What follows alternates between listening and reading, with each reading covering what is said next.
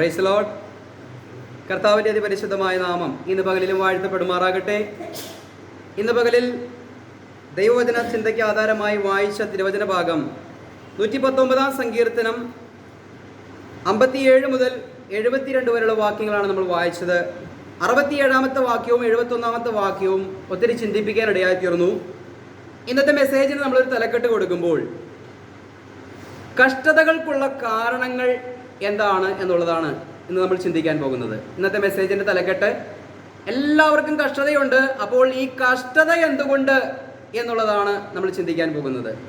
കഷ്ടതയ്ക്ക് അനേകം കാരണങ്ങൾ ദൈവവചനം നിരത്തി വെച്ച് പറയുന്നുണ്ട്.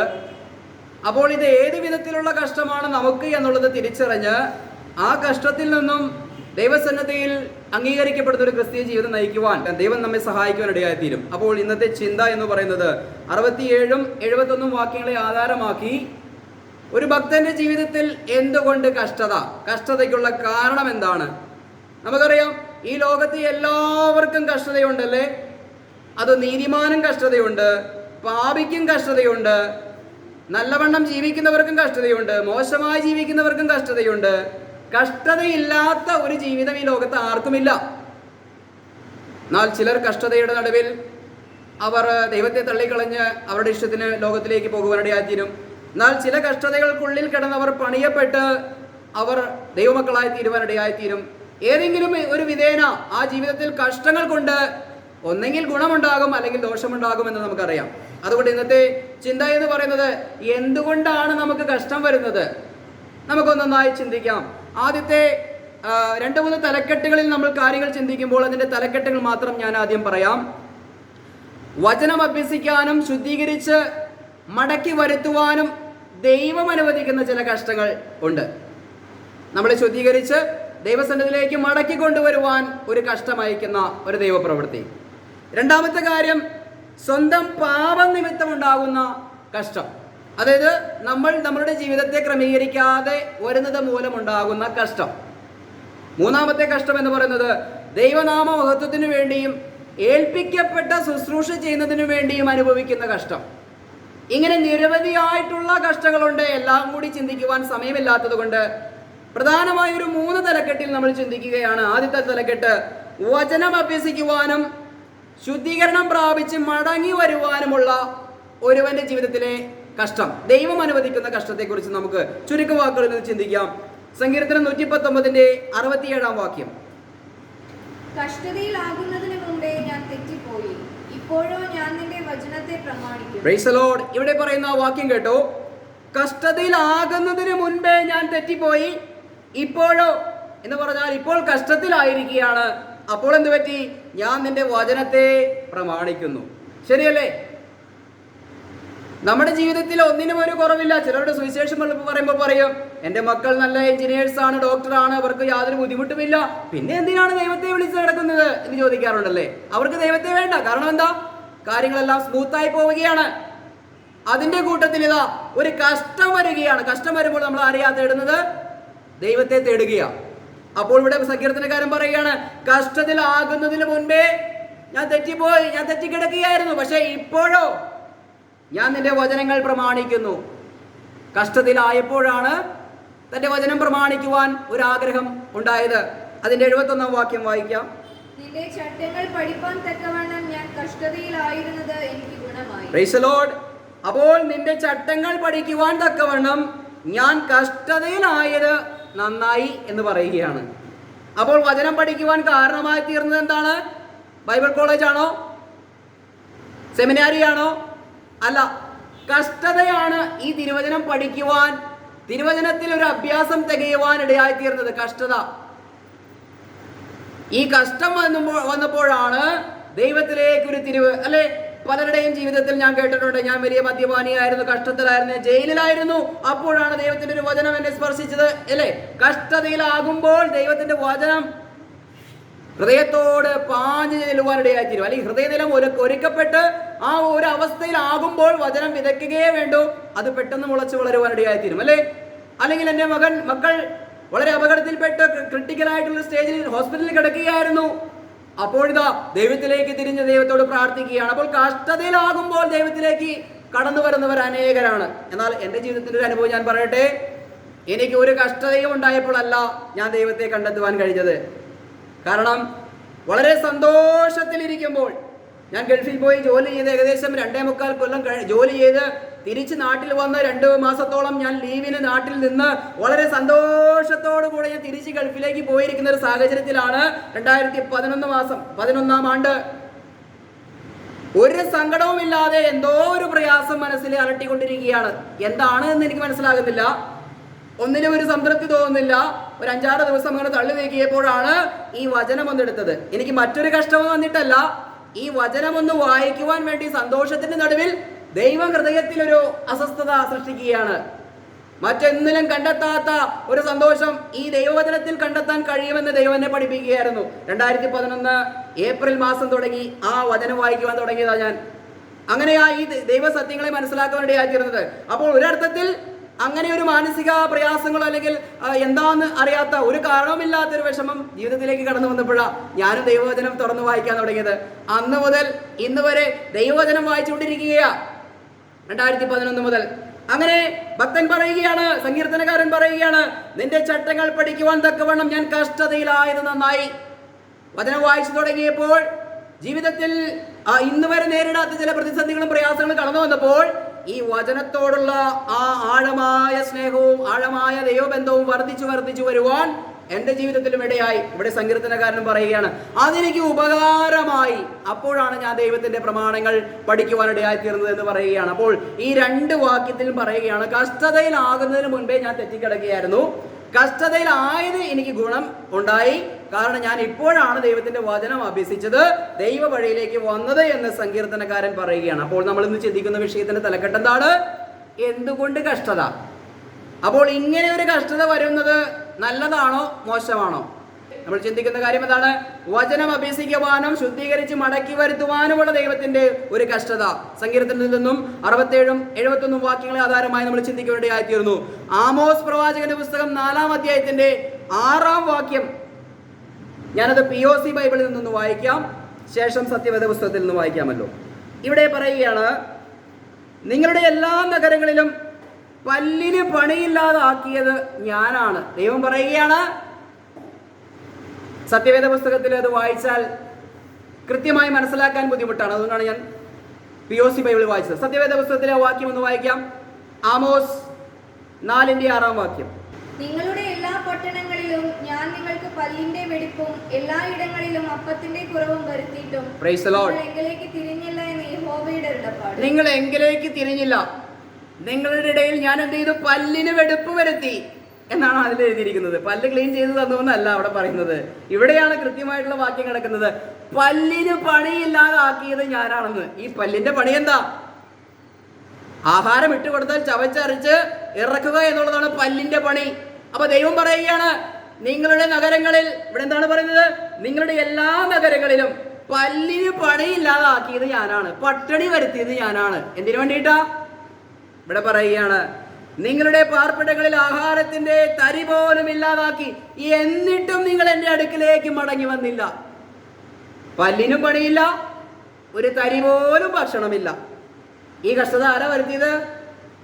ദൈവം വരുത്തിയെന്നാ പറയുന്നത്. എന്നിട്ട് ദൈവം പറയുകയാണ്, എന്നിട്ടും നിങ്ങൾ എൻ്റെ അടുക്കിലേക്ക് വന്നില്ല. എന്നാൽ അത് കഴിഞ്ഞിട്ട് ദൈവം അടുത്തൊരു കൈ ചെയ്തു. താഴേക്കുള്ള വാക്യം വായിക്കാം. കൊയ്ത്തിന് ഇനി 3 മാസമുള്ളപ്പോൾ ഞാൻ നിങ്ങൾക്ക് മഴ മുടക്കി കളഞ്ഞു. ഞാനൊരു പട്ടണത്തിൽ മഴ പെയ്യിക്കുകയും മറ്റേ പട്ടണത്തിൽ മഴ പെയ്യിക്കാതിരിക്കുകയും ചെയ്തു.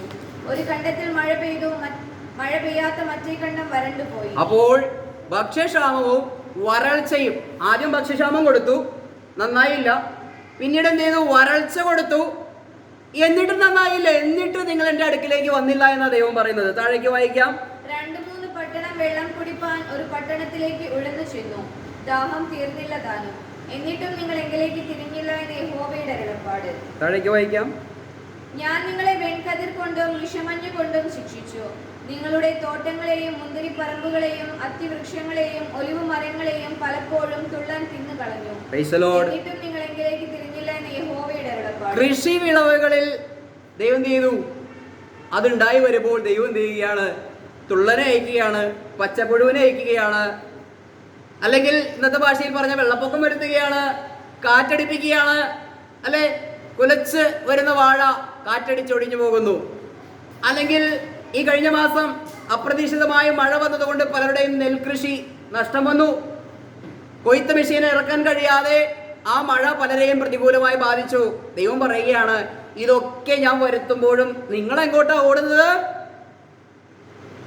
പ്രശ്നം വയ്ക്കാനും, അല്ലെങ്കിൽ കബഡി നിരത്താനും, അല്ലെങ്കിൽ പ്രവാചകന്മാരെ കാണാനും, അല്ലെങ്കിൽ മറ്റുള്ള എന്തെങ്കിലും പോംവഴിയുണ്ടോ എന്ന് തപ്പി ദൈവത്തോടല്ല ചോദിക്കുന്നത്, മറിച്ച് മറ്റുള്ള വഴികളിലേക്ക് മനുഷ്യൻ തിരിയുകയാണ്. ദൈവം എന്താ പറയുന്നത്? ഇതൊക്കെ വരുത്തിയിട്ടും നിങ്ങൾ എങ്കിലേക്ക് തിരിഞ്ഞില്ല എന്ന് പറയുന്നത്. എങ്കിലേക്ക് എന്ന് പറഞ്ഞാൽ ദൈവം ഒരുവനേ ഉള്ളൂ, ഏക സത്യദൈവമായ കർത്താവ്, അല്ലെ? ആ ദൈവമാണ് ദൈവം. ആ ദൈവം അല്ലാത്തതൊക്കെയും വചനം പറയുന്നു അതെല്ലാം പൈശാചികമാണ് എന്നാണ് പറയുന്നത്. ദൈവമല്ലാത്തത് ദൈവമാണ് എന്ന് പറഞ്ഞുകൊണ്ട് ഇരിക്കുന്നുണ്ട്. അതിനിടയ്ക്കിലേക്ക് മനുഷ്യരോടുന്നത്, ദോഷം മാറ്റുവാൻ ഓടുന്നത് കണ്ടിട്ടില്ലേ? അല്ലെ? ഓരോരോ പ്രത്യേക സ്ഥലങ്ങളുണ്ട്. ക്രിസ്ത്യാനികൾക്കുമുണ്ട്, ഹൈന്ദവ സഹോദരങ്ങൾക്കുണ്ട്, മുസ്ലിം സഹോദരങ്ങൾക്കുമുണ്ട്, ഇനിയിപ്പോ നിരീശ്വരന്മാർക്കുമുണ്ട്. കാര്യങ്ങൾ വരുമ്പോൾ ഓടി അഭയം തേടുന്ന ഇടങ്ങളൊക്കെ എല്ലാവർക്കുമുണ്ട്, അല്ലെ? ക്രിസ്ത്യാനികൾ പിന്നെ കർത്താവിന്റെ നാമത്തിലാണ് ചെയ്യുന്നത് എന്നേ ഉള്ളൂ. നടുക്കിരിക്കുന്നത് കാളക്കുട്ടിയാണെന്നുള്ളത് അവർക്ക് മനസ്സിലാക്കാൻ സാധിക്കുന്നില്ല. എല്ലാം കർത്താവിന്റെ നാമത്തിൽ എന്ന് പറഞ്ഞാ ചെയ്യുന്നത്, അല്ലെ? പ്രവചനങ്ങളും പ്രശ്നപരിഹാരങ്ങളും പ്രവചിച്ച് ദൂത് പറയുന്നതും, അല്ലെ? ഇത് പണ്ട് ഈജിപ്തിലുണ്ടായിരുന്ന ഈ കബഡി നിരത്ത് പരിപാടിയാ. ദൈവം പറയുകയാണ്, ഇതൊക്കെ ഞാൻ നിങ്ങൾക്ക് വരുത്തി. പല്ലിന് പണിയില്ലാതാക്കി, ഭക്ഷണമില്ലാതാക്കി, അല്ലെങ്കിൽ വെള്ളമില്ലാതാക്കി, വരൾച്ചയുണ്ടാക്കി, ഉള്ള ധാന്യം അതൊന്ന് വിളയട്ടെ എന്ന് കരുതിയപ്പോൾ ഇതാ പച്ചപ്പുഴുവിനെയും തുള്ളനെയും ഇതിനെയൊക്കെ അയച്ച് ആ കൃഷിയും ദൈവം നശിപ്പിക്കുകയാണ്. എന്നിട്ട് പറയുകയാണ്, ഇതൊക്കെ ഒന്നിനു പുറകെ ദൈവം വരുത്തിയിട്ടും നിങ്ങൾ എന്നിലേക്ക് മടങ്ങി വന്നില്ല എന്ന് ദൈവം പറയുക. അപ്പോൾ ഈ കഷ്ടതകളൊക്കെ എന്തിനാ? ഒരുവന്റെ അധ്വാന ഫലത്തിൽ ദൈവം കൈകടത്തി അതിനെ തല്ലി തകർക്കുമ്പോൾ, ശുഭമല്ലാത്ത രീതിയിൽ അവൻ ജീവിക്കുമ്പോൾ ദൈവം പറയുകയാണ്, എന്നിട്ടും നിങ്ങൾ എൻ്റെ അടുക്കിലേക്ക് വന്നില്ല. ഇത് ജിനേഷ് അല്ല പറയുന്നത്, ദൈവത്തിന്റെ വചനത്തിൽ ആമോസ് പ്രവാചകന്റെ പുസ്തകത്തിൽ എഴുതി വെച്ചിരിക്കുകയാ. Price the Lord. ഇസ്രായേലിന്റെ ദുശാഠ്യം എന്നാണ് ആ ആമോസ് പ്രവാചകന്റെ പുസ്തകം. ഇപ്പോൾ നമ്മൾ വായിച്ചതിന്റെ തലക്കെട്ട് 4-ാം വാക്യം മുതൽ വായിക്കുമ്പോൾ ഇസ്രായേലിന്റെ ദുശാഠ്യം. അപ്പോൾ നമ്മളുടെ ദുശാഠ്യം എന്തൊക്കെ വന്നാലും പാലം കുലുങ്ങിയാലും കിളൻ കുലുങ്ങുകയില്ല എന്നുള്ള നയത്തിൽ പോകുന്ന ആരെങ്കിലും എന്നെ കേൾക്കുന്നുണ്ടെങ്കിൽ, ചാരത്തും ദൂരത്തുമായി കേൾക്കുന്നുണ്ടെങ്കിൽ, പ്രിയമുള്ളവരെ, കഷ്ടതയ്ക്ക് എന്താണ് കാരണം? ഇതൊന്നാമത്തെ കാരണം നമ്മൾ ചിന്തിക്കുകയാണ്. ദൈവവചനം അഭ്യസിക്കുവാനും അപ്പോൾ തന്നെ ദൈവത്തിലേക്ക് മടക്കി വരുത്തുവാനുമുള്ള ഒരു കഷ്ടത. അത് ദൈവത്തിൽ നിന്ന് മാറ്റപ്പെട്ട ജനം ദൈവത്തിലേക്ക് കടന്നു വരുമ്പോൾ ആ കഷ്ടത മാറുവാനിടയായിത്തീരും. അങ്ങനെ അനേകം കഷ്ടതയിൽ നിന്നും ഇസ്രായേലിനെ വിടുവിച്ച ദൈവത്തിന്റെ ചരിത്രം നമുക്കറിയാം. അവർ ദൈവത്തെ വിട്ടുകളഞ്ഞു, അന്യദേവന്മാരെ ആരാധിച്ചു. അപ്പോൾ ഇതാ അവരുടെ അടുക്കലേക്ക് ദൈവം ശത്രുക്കളെ അയച്ചു. അവർ ദൈവത്തോട് നിലവിളിച്ചു. ദൈവം ആ ശത്രുക്കളുടെ കയ്യിൽ നിന്നും അവരെ വിടുവിച്ചു, ദൈവത്തിന്റെ ജനത്തിലെ മടക്കി കൊണ്ടുവന്നു. ഇത് ന്യായാധിപന്മാരുടെ പുസ്തകം മൊത്തം പഠിച്ചാൽ നമുക്ക് കാണാൻ സാധിക്കുന്നതാണ്. 4 ദിവസം നല്ലപോലെ നടക്കും, 5-ാമത്തെ ദിവസം അന്യദേവന്മാരുടെ പുറകെ പോകും. 4 ദിവസം കർത്താവിനെ വിളിക്കും, പിന്നെ പോകുന്നത് മുഴുവൻ ലോകത്തിലേക്ക്. അവിടെ അങ്ങനെ ചെയ്യുമ്പോൾ ദൈവം ചെയ്യുകയാണ്, കഷ്ടം കൊടുക്കുകയാണ്, ശത്രുക്കളെ ഉണ്ടാക്കുകയാണ്, പ്രതികൂലങ്ങൾ ഉണ്ടാക്കുകയാണ്. ഇസ്രായേൽ അന്യദേവന്മാരെ പുണർന്നു, യുദ്ധം പടിവാതിൽക്കൽ വന്നു എന്നാണ് ന്യായാധിപന്മാരുടെ പുസ്തകത്തിൽ പറയുന്നത്. എന്താണ് അർത്ഥം? ഇസ്രായേൽ സ്വന്തം ദൈവത്തെയാണ് പുണരേണ്ടത്, കെട്ടിപ്പിടിക്കേണ്ടത്. എന്നാൽ ദൈവവചനം പറയുകയാണ്, ഇസ്രായേൽ അന്യദേവന്മാരെ പുണർന്നു, അന്യദേവന്മാരെ കെട്ടിപ്പിടിച്ചു. അപ്പോൾ എന്ത് പറ്റി? ശത്രു പടിവാതിൽക്കൽ വന്നു എന്നാ പറയുന്നത്. അപ്പോൾ ഇതെല്ലാം നമ്മുടെ ബുദ്ധിപദേശത്തിന് വേണ്ടി എഴുതിയിരിക്കുമ്പോൾ ശത്രു പടിവാതിൽക്കൽ നിന്നും മാറ്റപ്പെടണമെങ്കിൽ, ഈ കഷ്ടത്തിൽ നിന്നൊരു പുറത്തേക്ക് വരവുണ്ടാകണമെങ്കിൽ ദൈവത്തെ പുണർന്നാൽ മതി, കർത്താവിനെ കെട്ടിപ്പിടിച്ചാൽ മതി. മനസ്സിലായോ? ദൈവത്തിലേക്ക് മടങ്ങി വരുവാനുള്ള ഒരു കഷ്ടത. ഇനി രണ്ടാമത്തെ പാർട്ടിലേക്ക് നമ്മൾ ചിന്തിക്കുമ്പോൾ സ്വന്തം പാപം നിമിത്തം ഉണ്ടാകുന്ന കഷ്ടത. 2 ശമൂവേൽ 12-ാം അധ്യായം 6-ാം വാക്യം നമുക്കൊന്ന് വായിക്കാം. അതിന്റെ പശ്ചാത്തലവും കാര്യങ്ങളൊക്കെ നമുക്ക് അറിയാവുന്നതാണ്.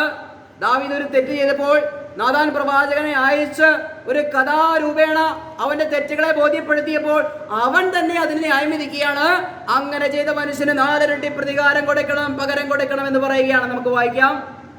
അവൻ കനിവില്ലാതെ ഈ കാര്യം പ്രവർത്തിച്ചതുകൊണ്ട് ആ ആടിനു വേണ്ടി 4 ഇരട്ടി പകരം കൊടുക്കണമെന്ന് പറഞ്ഞു. Price the Lord. ചില സന്ദർഭത്തിൽ തെറ്റുകൾ ചെയ്താൽ നമുക്കത് തിരിച്ചറിയാൻ കഴിയുകയില്ല. എന്നിട്ട് നമ്മളെക്കാൾ കുറഞ്ഞ തെറ്റ് ചെയ്തവനെ മാറി നിന്നുകൊണ്ട് കുറ്റപ്പെടുത്തുന്നൊരു അവസ്ഥ നമ്മുടെ ജീവിതത്തിലുണ്ടല്ലേ? ദാവീദിന്റെ ജീവിതത്തിൽ അതുണ്ടായിരുന്നു. ദാവീദ് ഒരു കൊടും പാപം ചെയ്ത് ഇരിക്കുമ്പോഴാണ് ദൈവം നാഥാൻ പ്രവാചകനെ അയക്കുകയാണ്. കഥകളൊക്കെ പറഞ്ഞു കൊടുത്തപ്പോൾ ഈ ദാവീദിന് ദേഷ്യം വന്നു. ആഹാ, അങ്ങനെ ചെയ്തവനാണെങ്കിൽ 4 ഇരട്ടി അവന് ശിക്ഷ കൊടുക്കണമെന്ന് പറഞ്ഞു. നാഥാൻ പ്രവാചകൻ എന്താ പറഞ്ഞത്? സമ്മതിച്ചല്ലോ, 4 ഇരട്ടി ശിക്ഷ കൊടുക്കണമല്ലോ.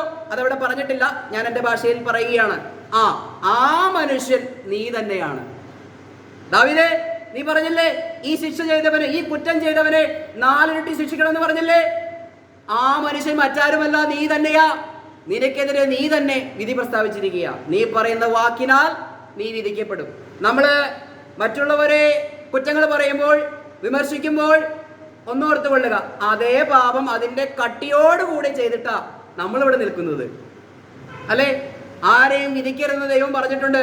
ദാവീദ് വിധിച്ചു, ആ വിധി അവന് തന്നെ തിരിഞ്ഞടിച്ചു, അല്ലെ? 4 ഇരട്ടി. ദാവീദ് ചെയ്തത് ഒരു തെറ്റാണെങ്കിൽ അതിന്റെ പ്രതിഫലം കിട്ടിയത് 4 ഇരട്ടി കഷ്ടത വന്നു. എന്തൊക്കെയാ സംഭവിച്ചത്? ഒരു മകൻ ഒരു മകനെ കൊന്നുകളഞ്ഞു. ഒരു മകൻ ഒരു മകളോട് അരുതാത്തത് ചെയ്തു. ഒരു മകൻ ദാവീദിനെ സ്വന്തം അപ്പനെ തന്നെ കൊല്ലുവാൻ നോക്കി. അവന് സ്വന്തം ദേശം വിട്ട്, രാജപദവി വിട്ട് ഓടി അലഞ്ഞു നടക്കേണ്ടി വന്നു. 4 ഇരട്ടി ശിക്ഷ. ഒന്നൊന്നായി കണക്ക് കൂട്ടി കർത്താവ് കൊടുത്തു ദാവീദിന്. ദൈവത്തിന്റെ പക്കൽ മുഖനോട്ടമില്ല. ദാവീദായാലും കൊള്ളാം, മോശെ ആയാലും കൊള്ളാം, ഞാനായിരുന്നാലും കൊള്ളാം, ഇവിടെ ഇരിക്കുന്ന ആരായിരുന്നാലും കൊള്ളാം, നീതി ചെയ്യുന്നവനോട് നീതിയോട് ദൈവം കാര്യങ്ങൾ ഇടപെടുമ്പോൾ തെറ്റ് ചെയ്യുന്നവനെ ശിക്ഷിക്കാതെ വിടുന്നൊരു ദൈവത്തെയല്ല നമ്മൾ വിളിക്കുന്നത്. ഇവിടെ നമ്മൾ ചിന്തിക്കുന്ന വിഷയം എന്താ? കഷ്ടത എന്തുകൊണ്ട്? ആദ്യം നമ്മൾ ചിന്തിച്ചു ദൈവത്തിന്റെ വചനം അഭ്യസിക്കുവാനും ദൈവത്തിലേക്ക് മടക്കി വരുത്തുവാനുമുള്ള കഷ്ടത. പല കഷ്ടങ്ങളും നമ്മുടെ ജീവിതത്തിൽ തരികയാ മടങ്ങി വരുവാൻ. രണ്ടാമത്തെ എന്താ? മനുഷ്യന്റെ പാപം മൂലമുണ്ടാകുന്ന കഷ്ടത. പാപം ചെയ്തിട്ട് ഞാൻ നീതിമാനാണ്, അങ്ങനെ ചെയ്തവനെ കൊല്ലണം എന്ന് പറയുന്ന അവനും ദൈവം കൊടുക്കുകയാണ് കഷ്ടത. ദാവീദ് അലഞ്ഞു തിരിഞ്ഞു നടന്ന കഷ്ടത, അല്ലെ? അങ്ങനെയൊക്കെയാണ് പല സങ്കീർത്തനങ്ങൾ രചിച്ചത്. ഗുണമായി ദാവീദിന്, അതും ഗുണമായി. ആ ശിക്ഷയിലൂടെ ദാവീദ് പിന്നെയും മടങ്ങി വരുവാനിടയായി തീർന്നു. 51-ാം സങ്കീർത്തനം അനുതാപ സങ്കീർത്തനത്തിന്റെ എങ്ങനെ ഒരു മനുഷ്യൻ അനുദപിക്കണം എന്നതുള്ള ഉത്തമ മാതൃകയാക്കിക്കൊണ്ട് സങ്കീർത്തനത്തിൽ ഈ ഭക്തന്റെ ഹൃദയത്തിൽ നിന്ന് വന്ന വാക്കുകളാണ് തിരുവചനമായിട്ട് ദൈവം സെലക്ട് ചെയ്ത് വചനത്തിൽ എഴുതി വെച്ചത്. കാര്യം മനസ്സിലായോ? ഈ അനുദപിക്കുമ്പോൾ ഒരുവൻ എങ്ങനെ അനുദപിക്കണം എന്നറിയണമെങ്കിൽ ദാവീദ് അനുദപിച്ചതുപോലെയുള്ളൊരു അനുതാപം ലോകത്ത് പലരും അനുദപിച്ചിട്ടുണ്ട്. ചെയ്ത തെറ്റിന് ദൈവത്തോട് ഏറ്റുപറഞ്ഞിട്ടുണ്ട്. പക്ഷേ ദൈവത്തിന്റെ സന്നിധിയിൽ നോക്കിയപ്പോൾ ദൈവത്തിന്റെ ഹൃദയത്തിനൊത്തവണ്ണം ഒരു മനുഷ്യനെ കണ്ടത് ദാവീദിലാ. അവനൊരു തെറ്റ് ചെയ്തു, ദൈവം അവനെ ശിക്ഷിച്ചു, അല്ലേ? ആ സമയത്തൊക്കെയും ദാവീദ് പറയുന്നുണ്ട്, ദൈവമാണ് എന്നെ ശിക്ഷിച്ചതെങ്കിൽ അവരെ ഒന്നും ചെയ്യണ്ട. ഒരുവൻ ശപിച്ചുകൊണ്ട് വരുമ്പോൾ, അല്ലേ, ദാവീദ് പോകുമ്പോൾ ഒരുവൻ ശപിച്ചുകൊണ്ട് വരികയാ. കൂടെയുള്ളവൻ പറഞ്ഞു അവനെ വെട്ടിക്കൊന്നുകളട്ടെ, വേണ്ട, ദൈവം എനിക്കിത് വരുത്തിയെങ്കിൽ അത് ഞാൻ അനുഭവിച്ചേ മതിയാകൂ എന്നുള്ള തിരിച്ചറിവ് ദാവീദിനുണ്ടായിരുന്നു. അവിടുന്ന് സങ്കീർത്തനത്തിൽ പറയുമ്പോൾ പറയുകയാണ്, അവൻ സകല കഷ്ടങ്ങളിൽ നിന്നും എന്നെ രക്ഷിച്ചു, എന്നെ വിടുവിച്ചു. അപ്പോൾ ഒരു തെറ്റ് ചെയ്താൽ അതിനൊരു കഷ്ടമുണ്ട്, അതിനൊരു ശിക്ഷയുണ്ട്, അല്ലേ? ഇന്ന് തെറ്റ് ചെയ്ത് അപ്പം തന്നെ നമ്മൾ കോംപ്രമൈസ് ആയി എന്ന് കരുതിയാലും അതിൻ്റെതായ ഒരു പരിണിത ഫലം അല്ലെങ്കിൽ അതിൻ്റെ ഒരു ആ അനുതാപത്തിന്റെ ആഴമനുസരിച്ചായിരിക്കും ദൈവത്തിന്റെ ശിക്ഷാ നടപടികൾ അല്ലെങ്കിൽ കഷ്ടത്തിന്റെ ആഴം എന്ന് പറയുന്നത്. നമുക്കെന്തെങ്കിലും പറ്റിയെന്ന് ബോധ്യപ്പെട്ടാൽ, അനുദപിച്ചാൽ ദൈവം അത് ക്ഷമിക്കുവാൻ. ദൈവം പറയുകയാണ്, എനിക്ക് കൃപ കാണിക്കുന്നതിലും ക്ഷമിക്കുന്നതിലും ആ പ്രസാദം. ശിക്ഷിക്കുന്നതിൽ എനിക്ക് വലിയ മനസ്സൊന്നുമില്ല, ഞാൻ വിമുഖനാണ്. ശിക്ഷിക്കുന്നതിൽ ഞാൻ വിമുഖനാണ്, പക്ഷെ ക്ഷമിക്കുവാനാണ് എനിക്ക് വളരെ ഇഷ്ടമെന്ന ദൈവം പറയുന്നത് വചനത്തിൽ. അപ്പൊ അങ്ങനെ ദൈവത്തിന്റെ മനസ്സ് വെളിപ്പെടുത്തി തരുമ്പോൾ, എന്തെങ്കിലും തെറ്റുകുറ്റങ്ങൾ ഉണ്ടാകുമ്പോൾ ദൈവത്തോട് ഏറ്റു പറഞ്ഞാൽ ദൈവത്തെ ക്ഷമിച്ചു തരുവാനിടയായി തീരും. ഇല്ല എങ്കിൽ തന്നെ നീതീകരിച്ച് മറ്റുള്ളവരെ ന്യായം വിധിക്കുമ്പോൾ എന്താ സംഭവിക്കുന്നത്? ആ വിധിയാൽ നമ്മൾ തന്നെ വിധിക്കപ്പെടും. നിങ്ങൾ വിധിക്കുന്ന വിധിയാൽ നിങ്ങളും വിധിക്കപ്പെടും. ആ മനുഷ്യന് 4 ഇരട്ടി, അവന് കുറച്ച് കരുണയുണ്ടായിരുന്നു. 10 ഇരട്ടി എന്നെങ്ങനെ അവൻ തന്നെ പറഞ്ഞിരുന്നെങ്കിൽ കുടുംബജീവിതത്തിൽ 10 ഇരട്ടി നാശം കൊയ്തെടുക്കേണ്ടി വരുമായിരുന്നു ദാവീദ്. മനസ്സിലായോ? 4 ഇരട്ടി എന്നാ പറഞ്ഞുള്ളൂ ഭാഗ്യത്തിന്. അത് കൃത്യമായിട്ട് കിട്ടി. അതായത് ദാവീദ് രാജാവിന്റെ കുടുംബത്തിൽ നടന്ന ചരിത്രം പരിശോധിച്ചു കഴിഞ്ഞാൽ അങ്ങനെ നമ്മുടെ കുടുംബത്തിൽ ഒന്നും സംഭവിച്ചിട്ടില്ല. മറ്റൊരുത്തിന്റെ കുടുംബത്തിന് സംഭവിച്ചിട്ടുണ്ടാവാൻ സാധ്യതയില്ല. കാരണം അത്രയ്ക്ക് പ്രയാസമാണ് ദാവീദിന്റെ മക്കളിൽ നിന്നും മക്കളും തമ്മിലും ഉണ്ടായത്. എന്താ കാരണം? ദാവീദിന്റെ ഈ ഒരൊറ്റ തെറ്റുമൂലം. Price the Lord.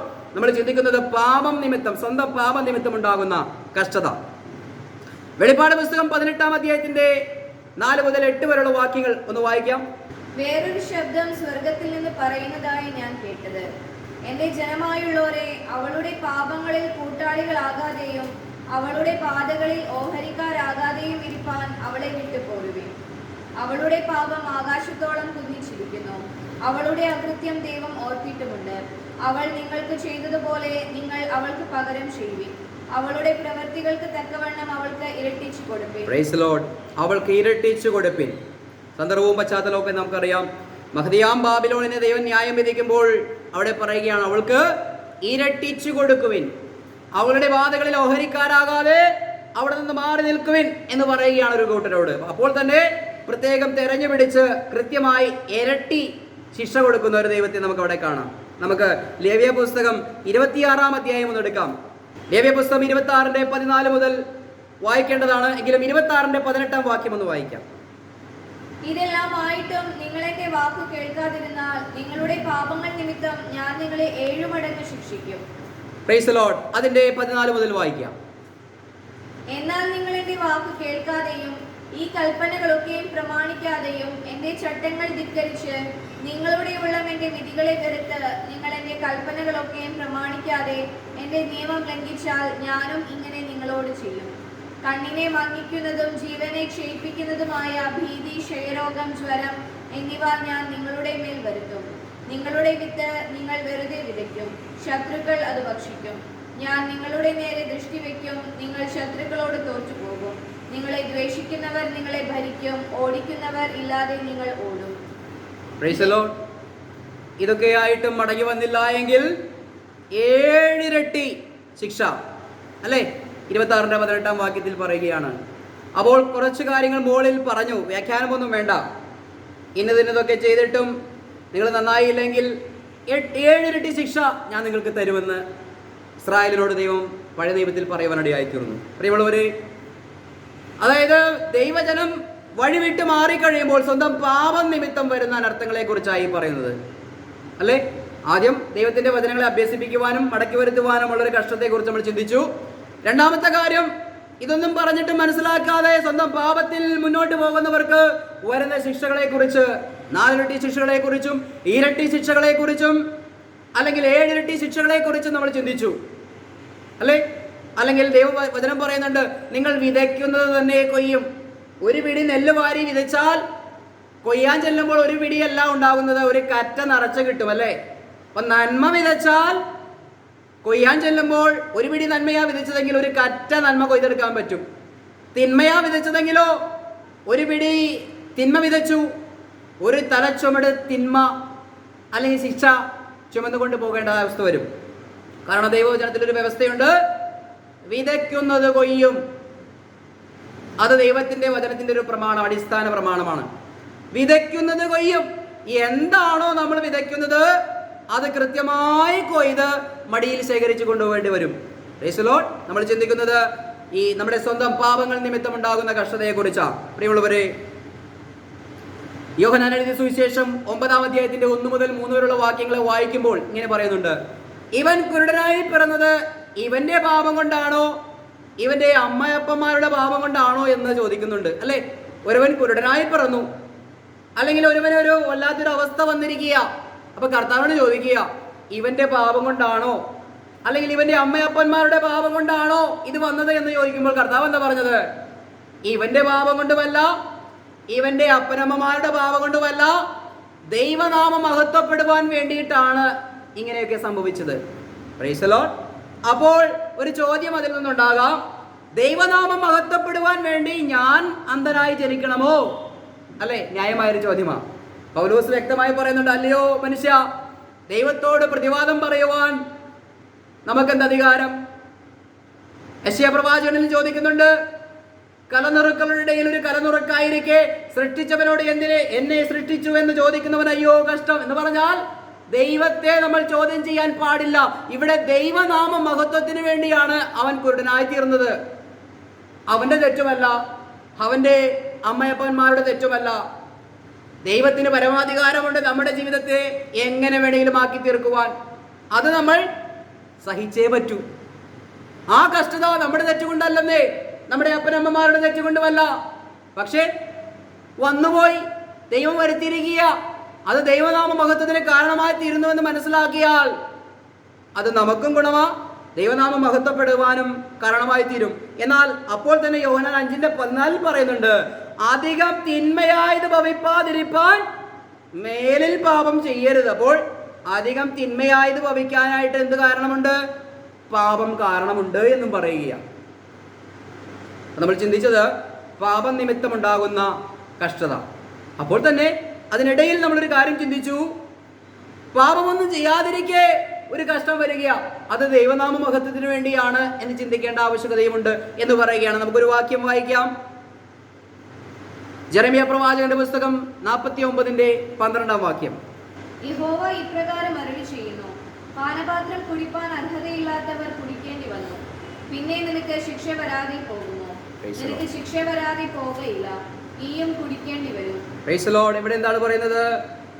അർഹിക്കാത്തവൻ പോലും ശിക്ഷ അനുഭവിക്കേണ്ടി വന്നിരിക്കുക, പിന്നെ അർഹിക്കുന്നവൻ ശിക്ഷിക്കപ്പെടാതിരിക്കുമോ എന്നാണ് ആ വാക്യത്തിന്റെ അർത്ഥം. അപ്പൊ ദൈവവചനത്തിൽ പറയുകയാണ്, ശിക്ഷിക്കപ്പെടേണ്ടാത്തവൻ പോലും ഇവിടെ കഷ്ടം അനുഭവിക്കുക. ഇനി നമ്മൾ ചിന്തിക്കാൻ പോകുന്ന വിഷയത്തെ കുറിച്ച് പറയുമ്പോൾ, ദൈവനാമ മഹത്വത്തിന് വേണ്ടിയും ഏൽപ്പിക്കപ്പെട്ട ശുശ്രൂഷയ്ക്ക് വേണ്ടിയുമുള്ള കഷ്ടം. ഇപ്പൊ നമ്മൾ പല വിധത്തിലുള്ള കഷ്ടങ്ങളെ കുറിച്ച് ചിന്തിച്ചു വന്നു അല്ലേ. ഒന്ന് എന്താണ്? നമ്മളെ ശുദ്ധീകരിച്ച് മടക്കി വരുത്തുവാനുള്ള കഷ്ടം. രണ്ടാമത്തെ കഷ്ടം എന്ന് പറയുന്നത് എന്താണ്? നമ്മുടെ പാപങ്ങൾ നിമിത്തം വരുന്ന കഷ്ടം. മൂന്നാമത്തെ കാര്യം ദൈവനാമ മഹത്വത്തിന് വേണ്ടിയും അല്ലെങ്കിൽ ഏൽപ്പിക്കപ്പെട്ട ശുശ്രൂഷ തികയ്ക്കുന്നതിന് വേണ്ടിയുമുള്ള ഒരു കഷ്ടം. അതുകൊണ്ടാണ് പറഞ്ഞത്, ഇവന്റെ പാപം കൊണ്ടുമല്ല, ഇവന്റെ അമ്മയപ്പന്മാരുടെ പാപം കൊണ്ടുമല്ല, ദൈവനാമം മഹത്വപ്പെടുവാൻ വേണ്ടിയുള്ള കഷ്ടം. പ്രിയമുള്ളവരെ, ഒരുപക്ഷെ നമ്മുടെ കഷ്ടങ്ങൾ പാപം കൊണ്ടായിരിക്കണമെന്നില്ല, അല്ലെങ്കിൽ ഇനി നമ്മളെ ഉപദേശിച്ച് മടക്കിക്കൊണ്ടുവരാനായിരിക്കണമെന്നില്ല.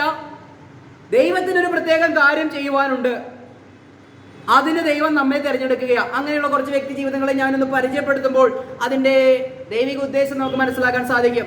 പെട്ടെന്ന് പേരുകൾ പറഞ്ഞു പോവുകയാണെങ്കിൽ, നോഹ, പഴയ നിയമത്തിലെ ജോസഫ്, ദാനിയേല്, യേശുക്രിസ്തു, മോശ എന്നീ വ്യക്തികളെ നമ്മൾ പഠിക്കുമ്പോൾ, നമ്മുടെ കർത്താവിനെ ഒരു വ്യക്തിയായിട്ട് കൂട്ടിയെന്ന് ചിന്തിക്കരുത്, നമ്മുടെ കർത്താവിനെയും പഠിക്കുമ്പോൾ അവിടെയെല്ലാം ഇവർ എന്തെങ്കിലും പാപം ചെയ്തിട്ടല്ല ഇവർ കഷ്ടം അനുഭവിച്ചത് അല്ലേ. അതിൽ പ്രത്യേകമായി നമ്മൾ എടുത്തു പറയുകയാണെങ്കിലും, മനുഷ്യനെന്ന നിലയിൽ മോശയെയും പൗലോസിനെയും എടുക്കുകയാണെങ്കിൽ നിരവധിയായ കഷ്ടങ്ങൾ. എബ്രായ ലേഖനം 11-ാം 24 മുതൽ 29 വരെയുള്ള വാക്യങ്ങൾ വായിക്കുമ്പോൾ അവന് വേണമെങ്കിൽ ഈജിപ്തിൽ ഫറവോയുടെ മകളുടെ മകൻ എന്ന പദവിയിൽ അടുത്ത ഫറവോയാകാൻ ചാൻസ് ഉണ്ടായിരുന്നു.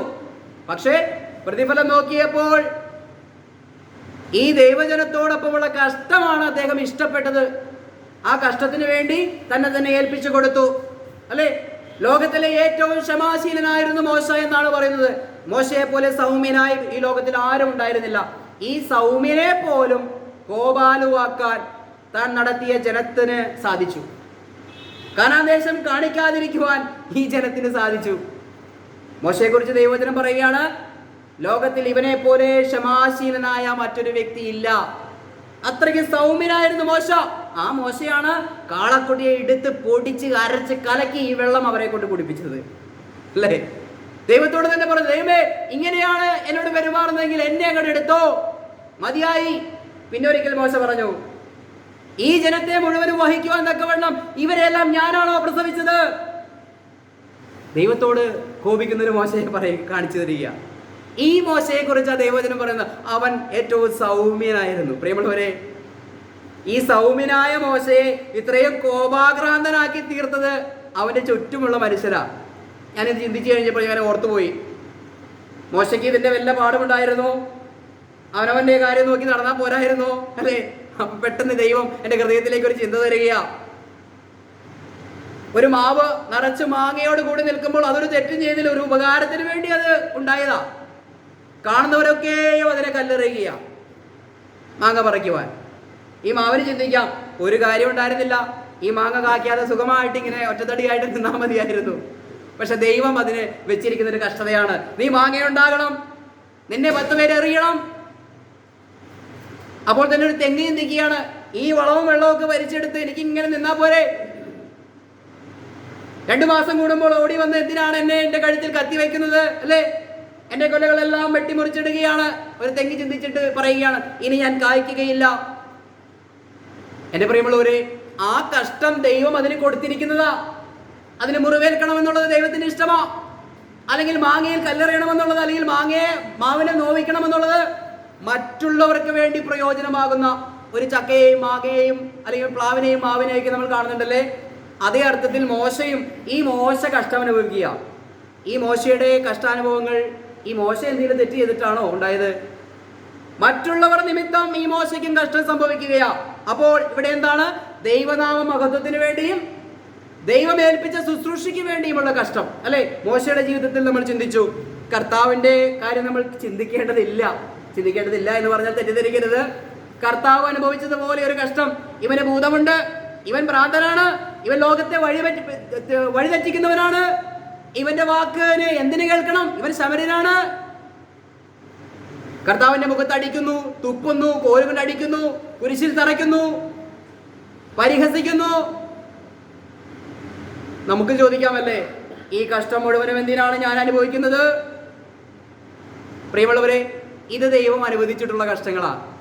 ഞാൻ കാരണമല്ലാത്ത ഒരു തെറ്റിന് ഞാൻ ശിക്ഷ അനുഭവിക്കുന്നുവെങ്കിൽ പരാതി പറയുവാൻ നമുക്ക് വാക്കില്ല. കാരണം ഇത് ദൈവം അനുവദിച്ചതാ. ഞാൻ പറഞ്ഞല്ലേ നേരത്തെ, ഒരു മാവിന്റെയും പ്ലാവിന്റെയും തെങ്ങിന്റെയും കാര്യം. ഇതിനെയൊക്കെ ദൈവം സൃഷ്ടിച്ചത് മറ്റുള്ളവരുടെ നന്മയ്ക്ക് വേണ്ടിയിട്ടാണ്. അപ്പോൾ ദൈവ ശുശ്രൂഷയിൽ നിൽക്കുന്നവർ സ്വന്തം കാര്യമല്ല നോക്കേണ്ടത്, അവർ ആടുകളെയാ പോറ്റേണ്ടതെന്നാ പറയുന്നത് അല്ലേ? ഇടയന്മാർ തങ്ങളെ തന്നെയല്ല പോറ്റേണ്ടത്, ആടുകളെയാ പോറ്റേണ്ടത്. അപ്പോൾ ഈ ആടുകളെ ചവിട്ടിയാലും കുത്തിയാലും ഇടിച്ചിട്ടാലും, മോശയ്ക്കിതേ പരാതിയൊക്കെ ഉണ്ടായിരുന്നുവെങ്കിലും അല്ലെ, മനുഷികമാണ്, പരാതി ഉണ്ടാകും. പക്ഷെ ദൈവം അത് അനുവദിച്ചിരിക്കുന്നതാ. ഈ കഷ്ടം അവന്റെ പാപം കൊണ്ട് വന്നതല്ല. അല്ലെങ്കിൽ കർത്താവിനെ കുറിച്ച് പറയുകയാണ്. അപ്പോസ്തലനായ പത്രോസും പൗലോസും യോഹന്നാനും പറയുന്നുണ്ട്, അവനിൽ പാപമില്ല, അവൻ പാപം അറിഞ്ഞിട്ടില്ല, അവൻ പാപം ചെയ്തിട്ടില്ല, അവനിൽ പാപമില്ല. പാപമില്ലാത്ത ഒരുവനെയാണ് ലോകം കണ്ടതിൽ ഏറ്റവും വലിയ ഒരു കൊടും വിധി വിധിച്ചിട്ട് ക്രൂശിൽ തറച്ചു കൊന്നത്. പക്ഷെ അതിലൂടെ ദൈവത്തിനൊരു ഉദ്ദേശമുണ്ടായിരുന്നു. അനേകം ലോകത്തിലെ സകല മനുഷ്യരുടെയും പാപത്തിന് വേണ്ടിയുള്ള ഒരു പരിഹാര ബലിയായി കർത്താവിനെ തകർക്കുക എന്നുള്ളത് പിതാവിന്റെ ഇഷ്ടമായിരുന്നു എന്നാ പറയുന്നത്. പ്രിയമുള്ളവരെ, അപ്പോൾ ഈ ദൈവം അനുവദിക്കുന്ന ദൈവനാമം മഹത്വപ്പെടാൻ വേണ്ടിയിട്ടും ശുശ്രൂഷ തികയ്ക്കാനും വേണ്ടിയിട്ടും അനുഭവിക്കുന്ന കഷ്ടങ്ങളുണ്ട്. പ്രിയമുള്ളവരെ, അതിൽ നിന്ന് ഒഴിഞ്ഞു മാറേണ്ടവർക്ക് മാറാം. പക്ഷെ അത് അനുഭവിച്ച് സന്തോഷത്തോടെ ഏറ്റെടുക്കുകയാണെങ്കിലുണ്ടല്ലോ, കർത്താവിനെ കുറിച്ച് എന്താ പറയുന്നത്? ക്രൂശ് മരണത്തോളം അനുസരണമുള്ളവനായി തീർന്നത് കൊണ്ട് ദൈവം അവനെ ഏറ്റവും ഉയർത്തുവാനിടയായിത്തീരുന്നു. അപ്പോൾ ഇങ്ങനെയുള്ള കഷ്ടങ്ങളാണെങ്കിൽ ദൈവനാമം മഹത്വപ്പെടാൻ വേണ്ടിയും അല്ലെങ്കിൽ ദൈവം ഏൽപ്പിച്ച ശുശ്രൂഷ ചെയ്യുവാൻ വേണ്ടിയിട്ടാണ് ഈ കഷ്ടം അനുഭവിക്കുന്നതെങ്കിൽ നമുക്ക് പ്രതിഫലമുണ്ട്. കഷ്ടമുണ്ട്, കഷ്ടത്തോടൊപ്പം എന്തുണ്ട്? പ്രതിഫലമുണ്ട്. എന്നാൽ നമുക്കറിയാം 3 കഷ്ടതകളെ കുറിച്ച് നമ്മൾ ചിന്തിച്ചു. 1, കർത്താവ് നമ്മളെ മടക്കി കൊണ്ടുവരുവാനുള്ള കഷ്ടം. 2, പാപനിമിത്തം ഉള്ള കഷ്ടം. 3-ാമത്തെ കാര്യം പാപനിമിത്തമൊന്നുമല്ല, ദൈവത്തിന്റെ ഒരു പ്രത്യേക ഉദ്ദേശമുണ്ട്. ദൈവനാമത്തെ പ്രതിയും ദൈവവചനത്തെ പ്രതിയുമുള്ള കഷ്ടം. പ്രിയമുള്ളവരെ, ഇന്ന് നമ്മുടെ ജീവിതത്തിൽ കഷ്ടമുണ്ടെങ്കിൽ ഈ പറഞ്ഞ 3 തലത്തിൽ നിന്ന് ചിന്തിക്കുമ്പോൾ നമ്മുടെ കഷ്ടത്തിന് കാരണമായിരിക്കുന്ന കാര്യം എന്താണ്? ഒരു വാക്യം കൂടി ഞാനൊന്ന് വായിക്കാം. ജെറമ്യാ പ്രവാചകന്റെ പുസ്തകം 48-ന്റെ 10-ാം വാക്യം. യഹോവയുടെ പ്രവൃത്തി ഉദാസീനതയോടെ ചെയ്യുന്നവൻ ശപിക്കപ്പെട്ടവൻ, രക്തം ചൊരിയാതെ വാൾ അടക്കി വെക്കുന്നവൻ ശപിക്കപ്പെട്ടവൻ. യഹോവയുടെ പ്രവൃത്തി ഉദാസീനതയോടെ ചെയ്യുന്നവൻ ശപിക്കപ്പെട്ടവൻ അല്ലേ? അപ്പോൾ ഞാൻ നിങ്ങളോട് അറിയിച്ച സുവിശേഷത്തിൽ നിന്ന് മറ്റൊരു സുവിശേഷം ഞങ്ങൾ തന്നെയോ സ്വർഗത്തിൽ ദൂതൻ തന്നെയോ എന്ന് പറഞ്ഞാൽ അവൻ ശപിക്കപ്പെട്ടവൻ എന്ന് പറഞ്ഞു. അത് നമുക്ക് മനസ്സിലാക്കാം. ഇവിടെ പറയുകയാണ്, ദൈവത്തിന്റെ വേല ഉദാസീനതയോടെ ചെയ്യുന്നവനും എന്താണ്? ശപിക്കപ്പെട്ടവനെന്ന് പറയുകയാണ്. ഒരു വാക്യം കൂടി നമുക്കൊന്ന് വായിക്കാം. ആവർത്തന പുസ്തകം 28-ാം അധ്യായത്തിന്റെ 47-ും 48-ഉം വാക്യങ്ങൾ. സകല വസ്തുക്കളുടെയും സമൃദ്ധി ഹേതുവായിട്ട് നിന്റെ ദൈവമായ യഹോവയെ നീ ഉന്മേഷത്തോടും നല്ല ഹൃദയ സന്തോഷത്തോടും കൂടെ സേവിക്കായത് കൊണ്ട് യഹോവ നിന്റെ നേരെ അയക്കുന്ന ശത്രുക്കളെ നീ വിശപ്പോടും ദാഹത്തോടും നഗ്നതയോടും എല്ലാ ഞെരുക്കത്തോടും കൂടെ സേവിക്കും. നിന്നെ നശിപ്പിക്കും വരെ അവൻ നിന്റെ കഴുത്തിൽ ഒരു ഇരുമ്പ് നുകം വെക്കും.